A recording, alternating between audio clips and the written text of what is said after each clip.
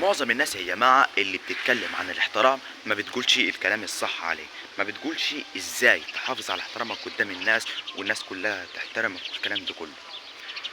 الاحترام مبني على 3 حاجات انا هقولها لك النهارده عشان تنفذ على طول وتبقى الناس كلها تحترمك وانت تحترم الناس.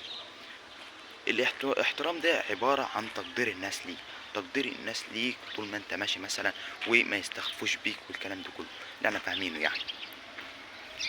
عندنا اول خطوه او تاني خطوه وتالت خطوه عادي، انا هقول لك النهارده 3 خطوات او 4. عندنا اول خطوه انك تكون قد كلام. خليك قد كلامك في اي حاجه تقول، اي حاجه تقولها خليك قد كلامك فيه. يعني مثلا انت وعدت حاجه او وعدت حد بحاجه لازم تنفذ وعدك دي. تاني حاجه انك تبني صوتك صح.